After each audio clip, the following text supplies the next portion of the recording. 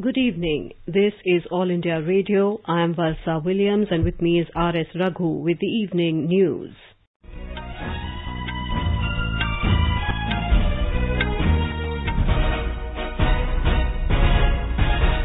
The headlines. COVID-19 cases in India are the lowest per million in the world, says Health Ministry. CBSE syllabus for classes 9th to 12th reduced by 30%. Government taking all measures to ensure farmers get remunerative prices for their produce, says Agriculture Minister Narendra Singh Tomar.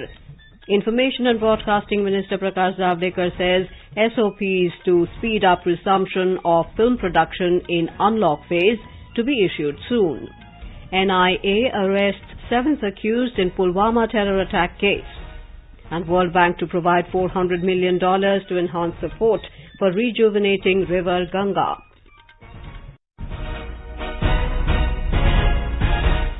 India has one of the lowest COVID-19 cases per million in the world, the Union Health Ministry said. According to the World Health Organization Situation Report, India's cases per million population are around 505, while the global average is at over 1,453. Chile has witnessed around 15,459 cases of COVID-19 per million population, while the US has over 8,500, Brazil over 7,419, and Spain over 5,358 cases per million population. The WHO situation report also shows that India has one of the lowest deaths per million population. India's cases of death per million population are around 14, while the global average is more than 4 times higher at 68. The ministry said India has ramped up hospital infrastructure to adequately and effectively manage the cases. The preparedness included arrangement of oxygen support, ICU and ventilator facilities. As of today, there are over 1,200 dedicated COVID hospitals to look after COVID patients from very severe to very mild symptoms. Early detection and timely effective clinical management of COVID-19 cases has resulted in increasing daily recoveries. During the last 24 hours, a total of 15,515 COVID-19 patients have been cured, taking the cumulative figure of recovered cases to more than 4,39,000. The ministry said the coordinated efforts at all levels of the national and state governments for prevention, containment and management of COVID-19 are showing encouraging results, with consistently increasing gap between recoveries and active cases. As on date, there are over 1,80,000 recovered cases more than the active COVID-19 cases. The recovery rate among COVID-19 patients has increased to 61.13% today. Presently, there are over 2,59,000 active cases and all are under medical supervision. The ministry said more than 2 lakh tests are being conducted per day. The nationwide samples tested for COVID-19 reached over 1 crore 2 lakh. Central Board of Secondary Education CBSE has rationalized the syllabus up to 30% for classes 9th to 12th to make up for academic loss during COVID-19 lockdown. In a series of tweets, Human Resource Development Minister Ramesh Pokhriyal Nishank said, considering the importance of learning achievement, it has been decided to rationalize syllabus by retaining the core concepts. He said, looking at the extraordinary situation prevailing in the country and the world, CBSE was advised to revise the curriculum and reduce course load for the students of class 9th to 12th. Information and Broadcasting Minister Prakash Javadekar today said that the government will soon issue standard operating procedures SOPs to speed up resumption of film production in the unlock phase.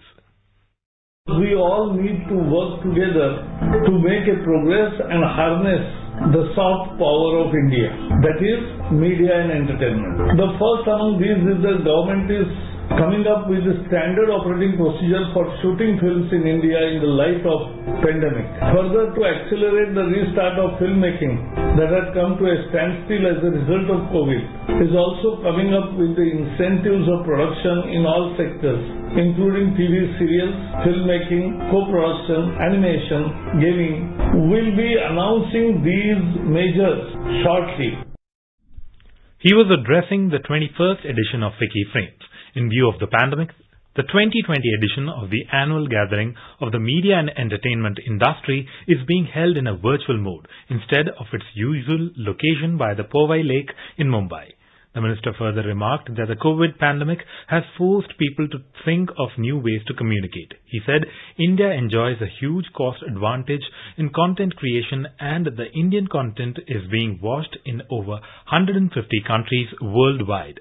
Delivering the keynote address, Minister of State for Finance Anurag Thakur said the creative industry has a significant role to play in transforming India into a knowledge-based economy. He added that from volume, the focus must shift to value creation. Participating in a technical session, Secretary Information and Broadcasting Amit Khare said, in films the role of the government should be that of a facilitator. Niti Aayog CEO Amitabh Kant in his address said green shoots are visible and the economy, which has been hit hard by the COVID-19 pandemic, will bounce back soon. A total of 2,008 new confirmed cases of coronavirus have been reported in Delhi during the last 24 hours.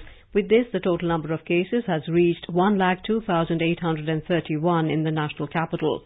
The Delhi government has confirmed that over 74,000 people affected by coronavirus have been cured so far.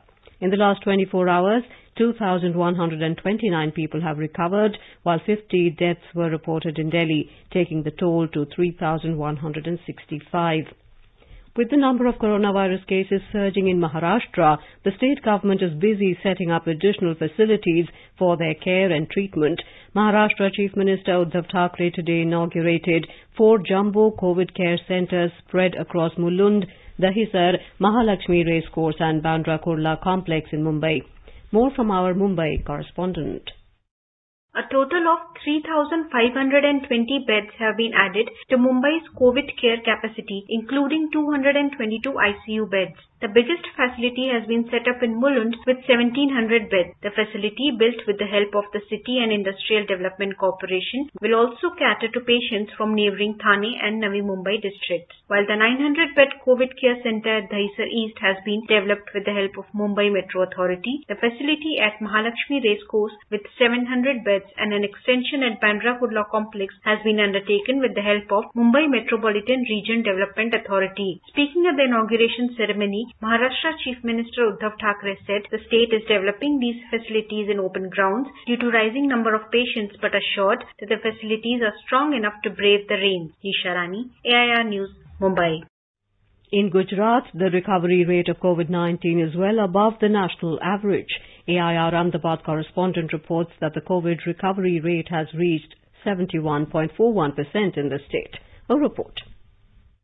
After an increase in new cases from Surat city, the government is taking the series of steps. A 13,000 kiloliter capacity oxygen tank has been commissioned at New Civil Hospital in Surat today. It will help to maintain uninterrupted supply of oxygen to the patients in the hospital. According to official sources, the oxygen tank will refill immediately after it gets reserve level. Meanwhile, senior Congress leader and former Union Minister Bharat Singh Solanki put on ventilator support today. Mr. Solanki was shifted to a private hospital in Ahmedabad from Vadodara after no improvement in his condition after he was detected COVID-19 positive. Yogesh Pandya, AIR News, Ahmedabad. Karnataka has reported 1,498 new COVID cases today, with Bengaluru alone reporting 800 cases. There were 15 deaths reported today. Briefing the media persons, the Medical Education Minister Dr. K. Sudhakar informed that out of 25,317 total cases reported in the state, 10,527 have recovered. On mortality rate, he said it stands at 1.58% in the state and the efforts are on to bring it down to 1%. On the visit of Central Health and Family Welfare Ministry team to the state, Dr. Sudhakar informed that tests of ILI and SARI cases should increase and those vulnerable to the pandemic should be isolated. On availability of beds in Bengaluru, he said there are over 5,000 beds and 1,310 among them are vacant. In a couple of days, he noted a 7,000-bed COVID care centre will be ready to keep asymptomatic patients. Tamil Nadu Chief Minister Edappadi Palaniswamy laid the foundation stone for a new medical college at Ariyalur via video conferencing today. The Government Medical College and Hospital will have the capacity for an annual intake of 150 students. The state has witnessed 3,616 new COVID-19 cases today, taking the total to more than 1,18,000. A record 4,545 patients returned home from hospitals and COVID care centers after recovery. More from our correspondent.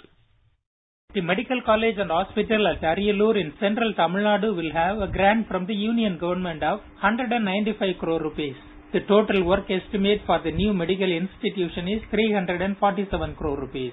The center granted approval for 11 such medical colleges in the state last year. Works are going on for 9 of them. The one at Ariyallur is the 10th in the series, for which the works have been just kick-started. It is set to increase the strength of qualified human resources in medicine, besides augmenting the tertiary care infrastructure. Jai Singh, AR News, Chennai. Kerala confirmed 272 COVID cases today, which is the highest number of single-day COVID cases being reported in the state so far. More from our correspondent. Among the new cases, 157 people are returnees from abroad and 38 from other states. Meanwhile, creating major concern, the state reported 68 cases being contracted through contact, which is the highest local transmission cases being reported in a day so far. Chief Minister Pinarayi Vijayan said that Kerala is facing a rare and serious situation. He said that the COVID preventive measures will be further strengthened with more tightened surveillance across the state, and COVID testing will be increased in large scale in coming days. He urged the public to strictly abide to COVID protocols and follow quarantine guidelines, as less caution can turn the situation to uncontrollable crisis. 111 persons recovered from the disease today. Presently, 2,411 active COVID cases are there in Kerala. Mayusha for AR News from Thiruvananthapuram. The West Bengal government has decided to reimpose complete lockdown in the containment zones from 5 p.m. on Thursday. State Home Secretary Alapon Bandyopadhyay issued an order to this effect this evening in view of rapid increase in COVID cases. The order said all government and private offices, markets, shops, trading activities, public gathering, movements of transport and non-essential services in the containment zones will be closed during the lockdown. The district administration and civic body will finalize the containment zones according to occurrence of COVID cases. Our correspondent says that the period of lockdown will be decided by the district administrations and the Kolkata Municipal Corporation in respect of Kolkata. In Assam, the health department has started mass testing at Pandu area in Guwahati. From today, health workers are making house-to-house visits to conduct COVID-19 tests and are expected to conduct 3,000 tests in 2 days. 598 new cases were detected in Guwahati city yesterday. Assam has 4,623 active cases as on date. Jorhat Deputy Commissioner has announced a complete lockdown at Jorhat municipal area from the 9th till the 15th of July. In Manipur, the recovery rate of COVID-19 patients today reached 53.91% after 37 people were discharged from hospital post-recovery. The recovered cases have increased to 771 in the state, now surpassing the number of active cases at 659. On the other hand, 40 people from different districts of Manipur have tested positive for COVID-19 in the last 24 hours. The total number of affected people in the state has risen to 1,430. A meeting chaired by the State Chief Secretary decided to send healthcare workers, including doctors, to the Jiribam district, which has seen a sudden surge in the number of cases. Moreover, a COVID care centre will be opened in the district to give treatment to those affected by the virus. In our series Experts Speak on All India Radio, we bring you the views of the leading medical experts on COVID-19. Talking to AIR News, Dr. Amarchand Bajaj, Senior Consultant in Sitaram Bharti Institute of Science and Research, New Delhi, highlighted the importance of hygiene and how to maintain it to contain novel coronavirus. जब तक हमारे पास इनकी treatment vaccine या medicine के रूप में ना निकले, तब तक हमें जो प्रिकॉशनरी मेजर्स है वो फॉलो करने हैं। जहाँ जरूरत ना हो उसमें घर से बिल्कुल बाहर ना निकले, कोशिश करें कम से कम बाहर निकलना है। और जबकि निकलना भी पड़ा घर से बाहर, तो कोशिश करें कि जहाँ आप 2 लोग खड़े हैं, चले 2 मीटर दूर खड़े रहें, नहीं तो कम से कम 1 मीटर दूर खड़े रहें।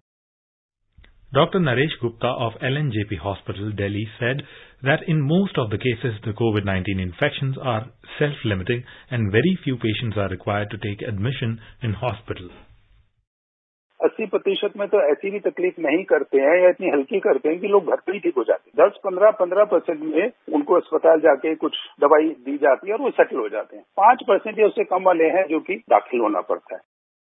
National Medicinal Plants Board NMPB and ICAR National Bureau of Plant Genetic Resources NBPGR have agreed to conserve the medicinal and aromatic plants genetic resources.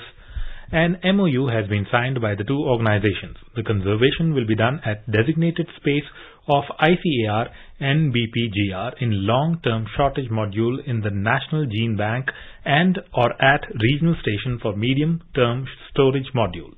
Medicinal plants are regarded as rich resources of traditional medicines and are being used for thousands of years in the healthcare system. India has rich diversity of medicinal plants. The Central Board of Indirect Taxes and Customs, CBIC, has unveiled several new and modern testing equipment inducted into the Central Revenues Control Laboratory, CRCL. The Ministry of Finance in a statement said it will significantly enhance the in-house testing capability of the customs, leading to faster import and export clearances. The modern testing equipment was launched by Chairman of the CBIC, M. Ajit Kumar, yesterday.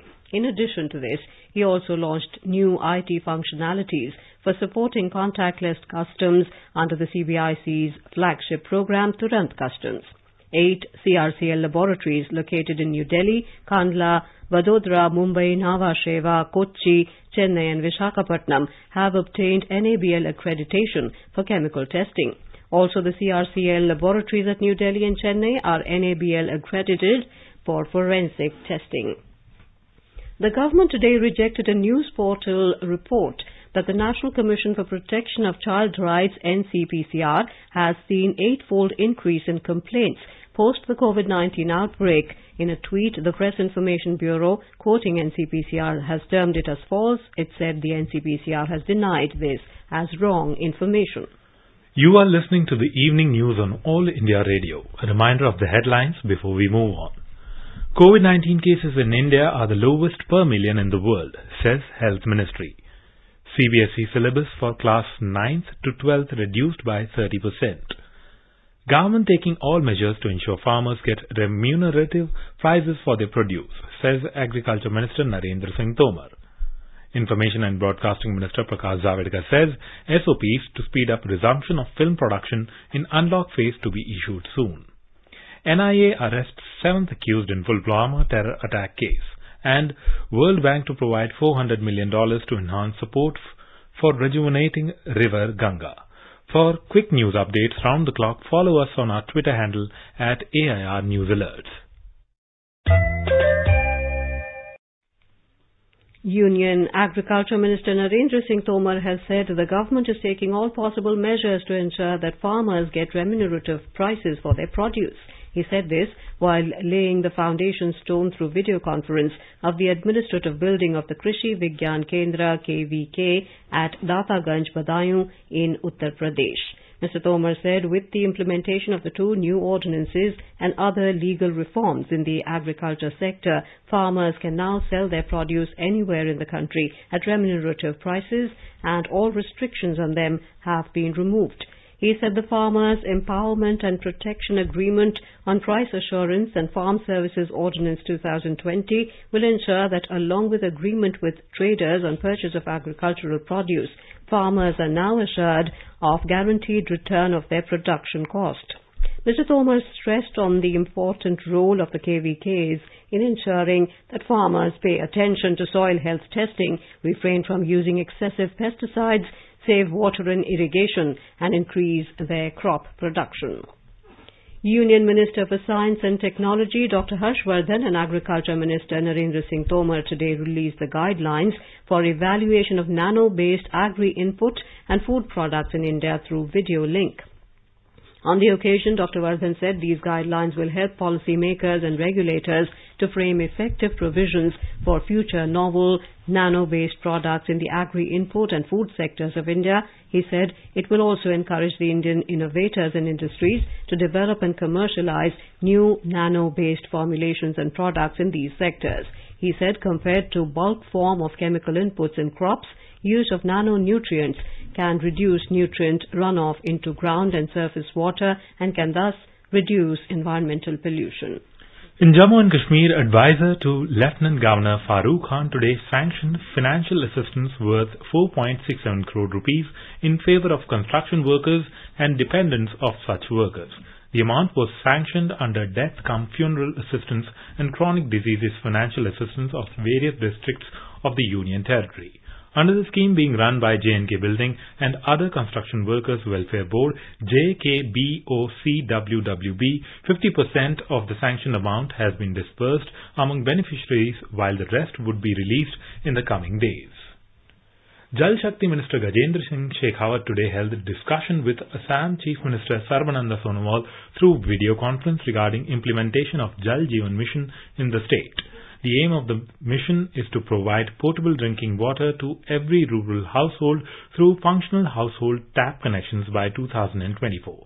Mr. Shekhawat said out of around 63 lakh rural households in Assam, only 1,72,000 are provided with tap connections. He said Assam is planning to provide tap connections in over 13 lakh households during 2020-21. The Delhi High Court today issued notice to the centre on a plea seeking directions to all states and union territories to include the visually impaired and people with other disabilities under the Antyodaya Anna Yojana or food security scheme. General Secretary of National Federation of the Blind, Santosh Kumar Rungta, informed the media that the Federation had filed a public interest litigation in the court in this regard. The plea also sought to ensure at least 5% beneficiaries under the Food Security Act are from categories of persons with disabilities as defined in the Rights of Persons with Disabilities Act 2016. Mr. Rungta said this petition will pave the way for providing relief to the poor, the blind and Divyang in getting food grains at subsidized rates and also free ration under the Pradhan Mantri Garib Anna Kalyan Yojana. The National Investigation Agency has arrested one more accused in connection with the Pulwama terror attack case. The arrested person is a terror associate who harbored and extended logistic support to the JEM terrorists involved in the attack. It is the 7th arrest made by NIA in this case so far. The NIA Special Court Jammu has sent him on a 10-day remand. 40 CRPF personnel were martyred in Pulwama in an IED blast in February last year. Foreign Secretary Harshvardhan Shringla and the U.S. Under-Secretary of State for Political Affairs David Hale held virtual Foreign Office consultation today. They reviewed the entire gamut of engagements under the India-U.S. Comprehensive Global Strategic Partnership, including political, economic, commercial, regional and international cooperation. In the backdrop of the COVID-19 pandemic, they agreed to further strengthen the bilateral health partnership, including on pharmaceuticals and vaccine development. External Affairs Ministry said they discussed ways to further enhance mutually beneficial trade and people-to-people ties, including through visa facilitation for students and professionals. Foreign Secretary Shringla and Under-Secretary Hale exchanged views on a number of regional and global issues of shared interest. They reaffirmed their commitment to work towards ensuring a free, open, inclusive, peaceful and prosperic Indo-Pacific. They agreed on the need to deepen cooperation in the United Nations, especially during India's membership of the United Nations Security Council for the period 2021-2022. India and China have begun a long process of disengagement in eastern Ladakh after National Security Advisor Ajit Dole spoke to Chinese Foreign Minister Wang Yi on Sunday evening. The conversation finalized the disengagement in eastern Ladakh and the de-escalation along the LAC. The External Affairs Ministry said that the two special representatives agreed that both the sides should take guidance from the consensus of the leaders that maintenance of peace and tranquility in India-China borders areas was essential for the further development of bilateral relations. They also said that the two sides should not allow differences to become disputes. The United Kingdom has announced sanctions against the Commander-in-Chief of Myanmar Army, General Min Aung Hlaing, and his deputy, So Win, for their alleged involvement in human rights violations against the Rohingyas and other ethnic communities. The sanctions freeze all the assets of the two top army generals. It also prohibits them from obtaining visas for the country. The announcement was made in the British Parliament by the UK Foreign Secretary Dominic Raab yesterday. However, UK expressed its continued support to the civilian government led by Aung San Suu Kyi. The government has said the World Bank will provide $400 million to enhance support for rejuvenating the Ganga. The Finance Ministry said the World Bank and the government today signed a loan agreement in this regard. The second National Ganga River Basin project will help stem pollution in the iconic river and strengthen the management of the river basin, which is home to more than 500 million people. The $400 million operation comprises a loan of $381 million and a proposed guarantee of up to $19 million. The agreement for the loan was signed by Samir Kumar Khare, Additional Secretary, Department of Economic Affairs, and Kaisar Khan, Acting Country Director India, on behalf of the World Bank. Speaking on the occasion, Mr. Khare said the Ganga is India's most important cultural, economic and environmental resource. He added the government's Namami Gange program seeks to ensure that the river returns to a pollution-free, ecologically healthy state. The World Bank has been supporting the government's effort since 2011 through the ongoing National Ganga River Basin project. In Jharkhand, the Ranchi District Administration has started a Surakshit Dada Dadi Nana Nani campaign to cater to the needs of the elderly through a dedicated helpline number started for them. Before the beginning of Unlock 1, Prime Minister Narendra Modi had appealed to everyone to make every effort to take care of their elders. In this regard, the campaign started by Ranchi District Administration is a great step. More from our correspondent. In the Surakshit Dada Dadi Nana Nani campaign launched by the Ranchi District Administration, 20 students of the prestigious Management Institute of the city, Xavier Institute of Social Services, XISS, have rendered their support to take care of the elderly and provide necessary services through the dedicated helpline started for them. Ranchi DC Rai Mahimapat Ray, while talking to AII News, said that this campaign launched under the aegis of Niti Aayog was very important to create a safe and sensitive environment for our senior citizens during the COVID-19 crisis. हमारे जो सबसे vulnerable इस Covid crisis में लोग हैं, हमारे senior citizen, उनको एक आउटरीच प्रोग्राम के तहत उनकी सभी समस्याओं को तुरंत दूर किया जाए। ये हेल्पलाइन भी उतनी सक्सेसफुल होगी और हमारे जो अग्रज हैं, उन सभी सुरक्षित इस क्राइसिस से बाहर निकलेंगे। The campaign will not only be successful in catering to the needs of the elderly, but will also help relieve mental stress of such couples whose children live far away from them. Shilpi, AIR News, Ranchi. Rising for the fifth straight session, the benchmark Sensex today added another 187 points, with gains in financial counters offsetting losses in power and infra stocks. The key domestic equity indices gained even as the global cues were negative. Oil prices today fell amid concerns that a surge in new coronavirus cases, especially in the United States, will hamper any recovery in fuel demand. In intraday trade, Brent crude prices were trading at $43 per barrel, while WTI crude prices were at $40.50 per barrel. Now, a look at the weather updates for tomorrow. The national capital, Delhi, is expected to have a thunderstorm with rain. Minimum temperature will be 24 degrees Celsius. Maximum will be 34 degrees. Mumbai will have a generally cloudy sky with moderate rain. Minimum temperature will be 24 and maximum will be 32. In Chennai, the minimum temperature will be 28 and maximum will be 34. The city will have a generally cloudy sky with light rain. Kolkata will have a generally cloudy sky with 1 or 2 spells of rain or thunder showers. The minimum temperature in the metropolis will be 27 degrees while maximum will be around 32.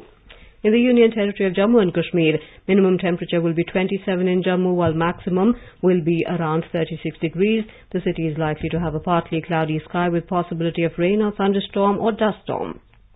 In Srinagar, minimum temperature will be 16 while maximum will be around 32. The city will have a mainly clear sky, becoming partly cloudy towards afternoon or evening. In Gilgit, minimum temperature will be 14 and maximum will be around 36 degrees. Both Gilgit and Muzaffarabad will see a mainly clear sky, becoming partly cloudy towards afternoon or evening. Muzaffarabad will have a minimum temperature of 21, maximum of 37. And now before we end the bulletin, the headlines once again. COVID-19 cases in India are the lowest per million in the world, says Health Ministry. CBSE syllabus for classes 9 to 12 reduced by 30%. Government taking all measures to ensure farmers get remunerative prices for their produce, says Agriculture Minister Narendra Singh Tomar. Information and Broadcasting Minister Prakash Javadekar says SOPs to speed up resumption of film production in unlock phase to be issued soon. NIA arrests 7th accused in Pulwama terror attack case, and World Bank to provide $400 million to enhance support for rejuvenating River Ganga. And with that, we end the evening news. Good night.